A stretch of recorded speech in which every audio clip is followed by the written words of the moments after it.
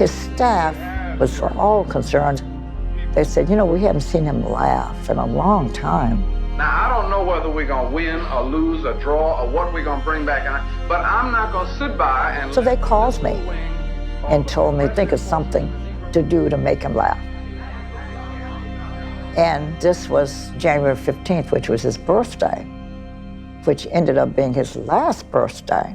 Now, some folks celebrate Abraham Lincoln, but we're going to celebrate Martin Luther King's Day today. Don't let him out of here. Happy birthday to you. Happy birthday to you. Happy birthday, Dr. King.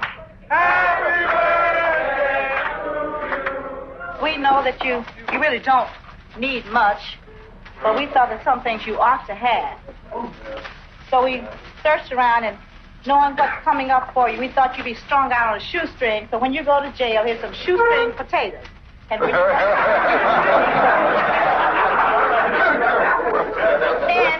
know how fond you are of our president, Lyndon Johnson.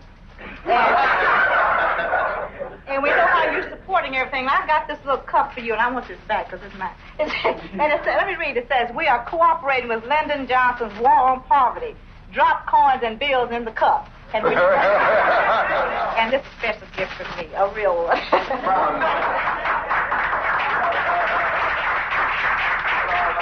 I don't think anyone possessed the capacity for humor, both in receiving it and responding joyously.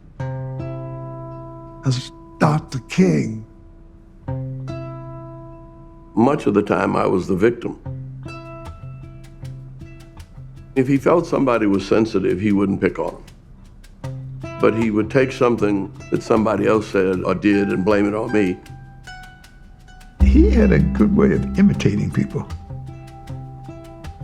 He would imitate Andy, or he would say, now, Andy, if you do something foolish and you go out there and get assassinated, he said, I promise I'm going to preach the best funeral for you. And then he would start preaching your funeral. And he would do a very sadistic caricature of all of your faults and foibles and things that you would never want said about you in public. And he'd weave it into a sermon, and quite often he'd have a similar demon from the Bible who had the same problems. And by the time he got through, he had everybody laughing at what was a life and death situation, mostly his life. That was a way of externalizing the fact that he had to somehow talk about the elephant in the room that we all had to live with. Martin joked about it because there wasn't any other way to be. Dr. King, do you fear for your life? Not really. I face the fact that something can happen to my life. Ultimately, it isn't so important how long you live. The important thing is how well you live.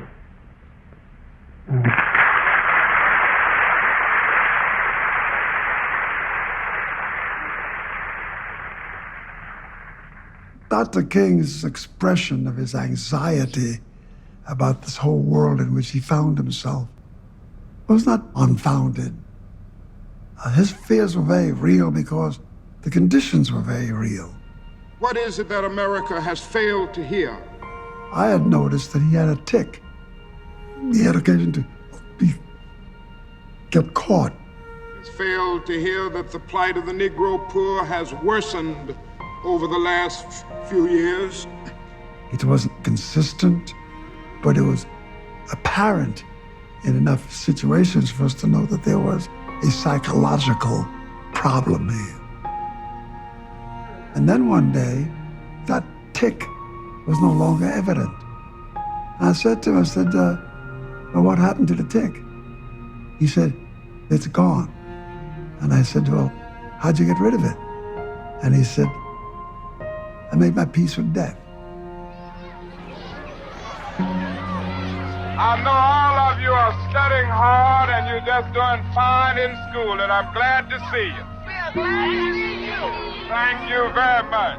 I think he always knew that each and everything he did could be the last thing that he did.